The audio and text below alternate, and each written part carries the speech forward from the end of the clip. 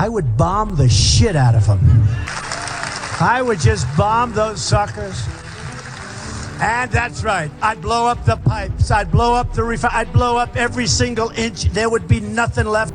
And that he did. As of early 2019, President Trump had confirmed the Islamic State's Caliphate had been completely eradicated.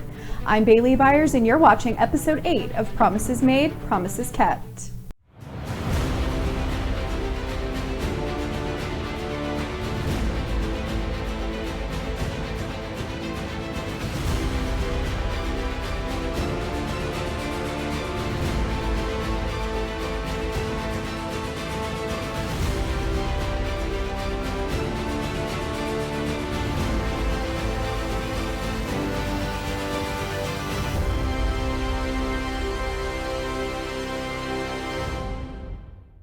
President Trump was ultimately able to destroy the ISIS Caliphate with the help of our wonderful men and women in uniform, intel officers, and national security experts. But before we dive into just how he was able to do that, let's take a look at how former President Barack Obama set the stage for one of the most dangerous global entities to incite transnational terror. 2011. 3 different things took place that year which arguably fueled the rise of ISIS. The first being former President Barack Obama's premature celebration of Osama bin Laden's death. American Special Forces ultimately located and killed the most wanted man in the world, in a mission that lasted around 40 minutes in Abbottabad, Pakistan on May 2nd of that year. Counterinsurgency expert David Kilcullen asserts in his book Blood Year, Obama took credit for the success rather quickly, which ultimately insinuated bin Laden's death would have a significant impact in ending the war on terror. This was a mistake because at this point in time, bin Laden did not play as extensive a role as he did in years prior. During this point in time, the Al-Qaeda affiliate within the Arabian Peninsula arguably posed one of the most significant threats, despite Obama insinuating the war on terror had nearly been completed. In the years following, many argue Obama took a back seat after ensuring bin Laden was dead, cutting military funding and ultimately setting the stage for what would become the Islamic State's Caliphate. And Obama made a horrible decision the way he got out, by not leaving some troops there, etc. It's a total, and then ISIS formed. Many bad things happened. We have a problem. We have to knock the hell out of them. We have no choice. Again, I didn't want to go in, but we're going to have to do something now. Later in 2011, Obama announced the U.S. would be pulling its troops from Iraq, in a move that many categorized as happening far too soon. With the U.S. removing virtually all its presence from the war-torn nation, it created a power vacuum which ultimately made it easier for ISIS to gain steam in the region and abroad. The Islamic State took over a series of major cities across Iraq and Syria, including but not limited to Raqqa, Mosul, and Fallujah.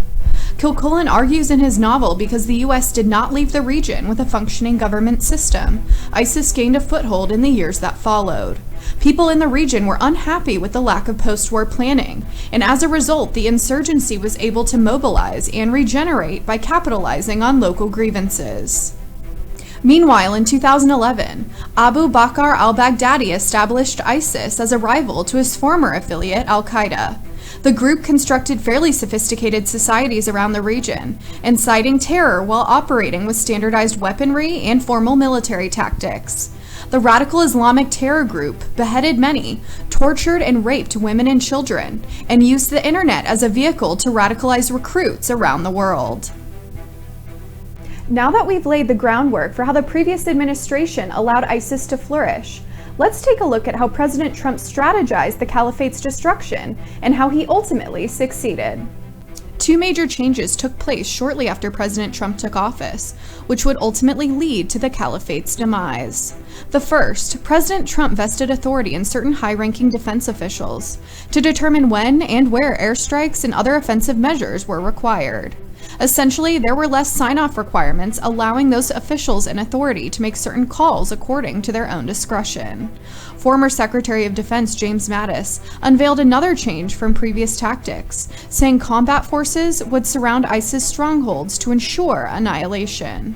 Before, troops would drive militants out of certain regions, which would ultimately lead to them taking refuge in other places. Experts worried under the previous strategies militants would leave the region and spur transnational terror in other places. the United States military, our coalition partners, and the Syrian Democratic Forces have liberated virtually all of the territory previously held by ISIS in Syria and Iraq. It should be formally announced sometime, probably next week, that we will have 100% of the Caliphate. You know, you kept hearing it was 90%, 92%, the Caliphate in Syria. Now it's 100%. We just took over. Overall, the Trump administration relied on a combination of air power, combat operations, special forces, and intelligence and logistical support to officially annihilate the Caliphate. From 2014 and beyond, ISIS fighters captured several cities across the region, including Fallujah, Raqqa, Mosul, Tikrit, Sinjar, and Ramadi, among other areas. Upon taking office, President Trump signed an executive order almost immediately, requesting the Pentagon to provide a detailed plan outlining the best way to destroy the Caliphate. Shortly after, tactical changes were put into place to ultimately eradicate ISIS territory, and in 2017, both Mosul and Raqqa were recovered from the insurgency. In 2018, regions south of Damascus, the Syrian capital, were liberated, and shortly after, President Trump announced his plan to withdraw American troops.